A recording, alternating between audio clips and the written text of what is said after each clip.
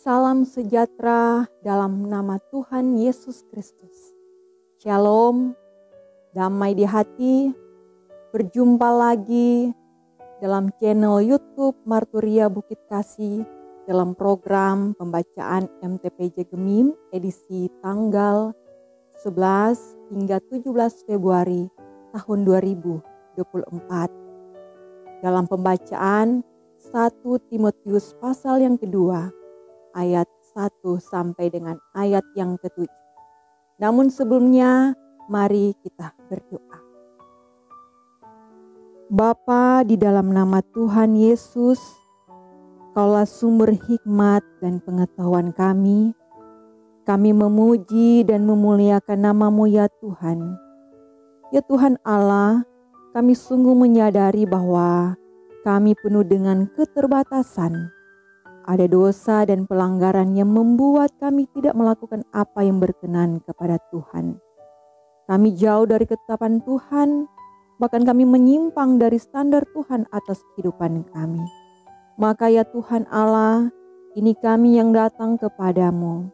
Kami memohon belas kasih-Mu. Ampunilah salah dan dosa serta pelanggaran kami, agar kami layak di hadapan-Mu saat ini. Tuhan, biarlah dalam anugerah-Mu kami diberikan kemampuan untuk bukan hanya yang hidup sesuai panggilan-Mu atas kami, tetapi juga kami dapat menjawab panggilan-Mu, merespon panggilan-Mu, dan terus menjadi alat di tangan-Mu. Bersaksi bagi banyak orang, menjadi berkat bagi banyak orang. Maka saat ini, berkatilah kami semua Tuhan. Berkatilah ketika saat ini kami akan membaca merenungkan firman-Mu. Dan biarlah kebenaran firman-Mu itu semata-mata memuliakan Tuhan. Waktu ke depan pun kami serahkan ke dalam tangan Tuhan. Tuhan tolong sertai. Maka ini kami yang memohon Tuhan dalam nama Yesus firman kehidupan. Amin. Saudara-saudara yang dikasihi dan diberkati oleh Tuhan, marilah kita membaca firman Tuhan. Pembacaan kita saat ini dalam 1 Timotius pasal 2 ayat 1 sampai dengan ayat yang ke-7. Lembaga Alkitab memberi judul mengenai doa jemaat. Karena itu, pertama-tama aku menasihatkan, naikkanlah permohonan, doa syafaat, dan ucapan syukur untuk semua orang, untuk raja-raja dan semua pembesar, agar kita dapat hidup tenang dan tentram dalam segala kesalehan dan kehormatan. Itulah yang baik dan berkenan kepada Allah, Juru Selamat kita, yang menghendaki supaya semua orang diselamatkan dan memperoleh pengetahuan akan kebenaran. Sebab Allah itu esa, dan esa pula pengantara antara Allah dan manusia, yaitu manusia Kristus Yesus, yang telah menyerahkan dirinya sebagai tebusan bagi semua manusia. Kesaksian itu diberikan pada waktu yang ditentukan. Untuk kesaksian itulah aku telah ditetapkan sebagai pemberita dan rasul yang kukatakan ini benar. Aku tidak berdusta, dan sebagai pengajar orang-orang bukan Yahudi dalam iman dan kebenaran. Demikian firman Tuhan. Kita masuk dalam pembacaan MTPJ. Tema bulanan kita yaitu Tuhan Yesus memulihkan relasi kehidupan. Dan tema mingguan, naikkan doa untuk ketentraman bangsa. Alasan pemilihan tema. Ada banyak orang percaya yang benar-benar menempatkan doa sebagai unsur yang penting dan istimewa, baik dalam kehidupan pribadi maupun rumah tangga. Karena dengan sangat yakin, doa dipandang sebagai nafas kehidupan. Secara dogmatis, doa adalah sarana komunikasi antara orang percaya dengan Allah Bapa dalam Yesus Kristus. Walaupun dalam kenyataan kehidupan sehari-hari, kita sering melihat ada orang yang mengabaikan berdoa, atau ada yang menjalankan hidup dalam doa tetapi hanya sebagai kebiasaan rutin. Misalnya kalau mau tidur atau mau makan atau minum, didahului dengan doa. Dengan kata lain, doa hanya sebatas kebiasaan Kristiani, tetapi tidak menjadi sesuatu yang penting dalam hidup. Sehubungan dengan hal doa, maka perenungan sepanjang minggu ini akan dituntun oleh tema naikkan doa untuk ketentraman bangsa. Tema ini menjadi sebuah pesan firman karena di minggu ini kita sedang berada pada masa tenang dan pemilihan umum yang akan dilaksanakan pada hari Rabu 14 Februari 2024. Sebagai warga negara Indonesia, khususnya yang wajib pilih, akan menuju ke tempat pemungutan suara untuk memberikan hak suara memilih calon anggota DPR, kabupaten, kota, provinsi, DPRD RI, dan DPD RI, serta memilih calon presiden dan wakil presiden periode 2024-2029. Oleh sebab itu, melalui tema ini kita akan diingatkan tentang tanggung jawab dan panggilan iman untuk berdoa bagi ketentraman, keamanan, dan kedamaian bangsa Indonesia, terutama saat persiapan pelaksanaan pasca pemilihan umum. Pembahasan tematis. Surat 1 dan 2 Timotius serta Titus merupakan surat-surat pengembalaan dan sifatnya sangat pribadi. Timotius adalah seorang muda yang lahir di Listra. Ibunya seorang keturunan Yahudi yang bernama Eunike dan neneknya Lois yang dikatakan Paulus sebagai perempuan-perempuan yang beriman. Sedangkan ayahnya keturunan Yunani, seorang penyembah berhala. Timotius bergabung dengan Paulus pada perjalanan kedua. Untuk menghindari pandangan buruk orang Yahudi terhadap Timotius karena ayahnya seorang Yunani, maka Paulus menyuruh Timotius untuk menyunatkan diri dan fokus memberi perhatian pada pekabaran Injil serta merawat jemaat-jemaat berdana. Karena itu, Paulus menegaskan Timotius di Efesus dan Titus di Pulau Kreta.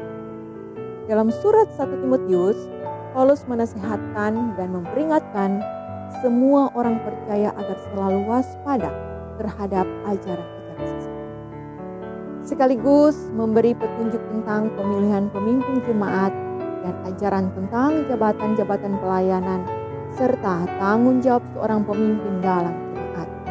Nampaknya dalam surat 1 Timotius ini, Paulus betul-betul memberi peringatan kepada Timotius agar dengan sungguh-sungguh memperkuat imannya, teguh terhadap pokok-pokok iman dan ajaran yang diajarkan Paulus, agar ia menjadi teladan di tengah kehidupan jemaat yang tengah menghadapi gelombang penyesatan.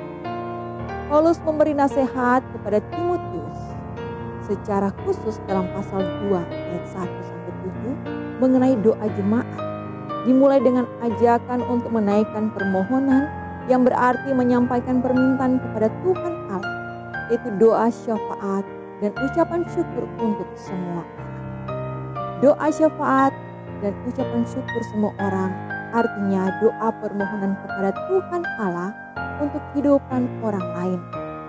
Frase untuk semua orang dalam ayat 1 hendak mengingatkan Timotius bahwa dia dan jemaat Kristen berada dalam kehidupan bersama dengan orang lain, sehingga meskipun berbeda secara etnis dan kepercayaan, tetapi siapapun mereka harus tetap hidup. Selain itu, Paulus menasihatkan supaya menaikkan doa juga untuk raja-raja dan semua pembesar, agar orang-orang percaya dapat hidup tenang dan tentram dalam kesalehan serta kehormatan. Karena itulah sikap hidup yang benar dan berkenan kepada Allah. Nasihat pada ayat 2 hingga 4 berhubungan dengan ajaran Tuhan Yesus dalam khotbah di bukit. Kasihilah musuhmu dan berdoalah bagi mereka yang menganiaya kamu. Nasihat dan perintah ini adalah satu hal yang sangat dilematik, sebab pada masa itu penganiayaan dan penindasan orang percaya sedang berlangsung yang dilakukan oleh dan atas perintah para raja dan pembesar Romawi. Jika melihat dari waktu penulisan surat 1 Timotius pada tahun 65 Masehi dan 2 Timotius pada tahun 67, berarti situasi jemaat waktu itu sedang berada di masa pemerintahan Kaisar Nero yang sangat-sangat jelas melakukan penindasan bahkan pembantaian orang-orang Kristen. Orang Kristen menjadi kambing hitam, penyebab kekacauan dan pembakaran kota Roma pada tahun 67 oleh Kaisar Nero. Perkirakan pada tahun itulah Rasul Petrus mati dengan cara disalib dan Rasul Paulus mati dipenggal kepalanya. Semua terjadi di kota Roma. Melanjutkan nasihatnya kepada Timotius, maka dalam ayat 5-7 Paulus memberikan tekanan pada salah satu pokok pengakuan iman Israel. Tuhan itu Allah kita, Tuhan itu Esa. Pengakuan iman ini juga menjadi dasar pengakuan iman Kristen, terutama mengenai keesaan Tuhan Allah yang menunjuk pada keesaan dengan Yesus Kristus yang sudah berkorban menjadi tebusan dosa semua manusia. Sebagai bukti solidaritas Tuhan Allah dengan manusia berdosa, yang olehnya Paulus ditetapkan sebagai rasul, pemberita dan pengajar bagi orang-orang bukan Yahudi. Dengan demikian, dapatlah dikatakan bahwa perikop ini merupakan nasihat sekaligus ajakan kepada Timotius dan jemaatnya untuk tetap berdoa dalam keyakinan, termasuk untuk raja-raja dan pembesar-pembesar supaya mereka dapat hidup tentram. Akan tetapi, kalau kita pun harus menghadapi penindasan dan penganiayaan, mereka akan tetap kuat dan iman mereka dalam Kristus akan selalu terpelihara. Makna dan implikasi firman. Minggu ini, kita sebagai orang percaya yang juga menjadi bagian yang integral dari bangsa Indonesia sedang menjalani peristiwa monumental, yaitu pemilihan umum untuk memilih calon anggota legislatif, calon presiden dan wakil presiden pada hari Rabu 14 Februari 2024. Ini berarti bahwa pada hari-hari belakangan ini kita semua sebagai bangsa sedang berada dalam masa tenang sebagai waktu perenungan untuk memikirkan tentang calon-calon terbaik yang akan kita pilih untuk perjalanan bangsa Indonesia 5 tahun ke depan. Sejak dahulu kita mengakui bahwa pemilihan itu adalah pesta demokrasi. Itu berarti laksanaannya harus betul-betul pesta yang dilaksanakan dengan sukacita dan kegembiraan, bukan perselisihan dan permusuhan. Memang dalam pelaksanaan pemilu pasti kita berada dalam bentuk dan warna politik atau berbeda dalam memilih calon anggota legislatif dan calon presiden dan wakil presiden. Namun satu hal yang harus secara sadar kita pertahankan ialah bahwa kita semua adalah satu bangsa Indonesia yang diikat dalam satu negara kesatuan Republik Indonesia dengan dasar negara Pancasila dan Undang-Undang Dasar 1945. Melalui tema perenungan minggu ini, kita terpanggil untuk menaikkan doa kepada Tuhan Allah agar semua warga negara Indonesia untuk dapat mengambil bagian secara aktif dalam kegiatan pemilihan ini demi kesejahteraan dan ketentraman bangsa. Berdoa juga untuk pemerintah dan para penyelenggara pemilu dari pusat sampai ke daerah agar dapat melaksanakan tugas mereka dengan jujur, adil, dan netral. Demikian pembacaan MTPJ saat ini. Kita akan mengakhirinya. Mari kita berdoa. Tuhan Yesus, Gembala yang hidup, kami bersyukur, berterima kasih atas kebaikan dan kasih-Mu, penyertaan-Mu, penjagaan dan pemeliharaanmu. Hingga saat ini kami masih dalam keadaan tubuh sehat dan diberkati. Terima kasih Tuhan, karena kami sudah diberikan kesempatan oleh Tuhan untuk bisa memahami firman Tuhan lewat perenungan dan pembacaan MTPJ di minggu yang berjalan tanggal 11 hingga 17 Februari. Tuhan, mampukan kami untuk bisa melakukan firman-Mu. Kami pun berdoa untuk pemerintah pusat dan daerah agar bersinergi menjalankan tugas mengayomi masyarakat dalam melaksanakan pemilihan umum tahun 2024. Bahkan kami berdoa untuk semua penyelenggara pemilu, panitia penyelenggara pemilu, badan pengawas pemilu, sampai kepada panitia pemungutan suara di TPS agar jujur dalam menjalankan tugas negara. Begitupun kami berdoa untuk semua warga gereja yang menjadi golongan putih sehingga semua berpartisipasi dalam melaksanakan pemilu, tidak ada kekacauan, tetap ada kedamaian.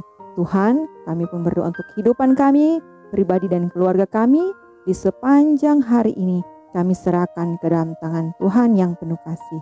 Ini doa permohonan ungkapan syukur kami kepadamu Tuhan, di dalam nama Yesus. Haleluya. Amin.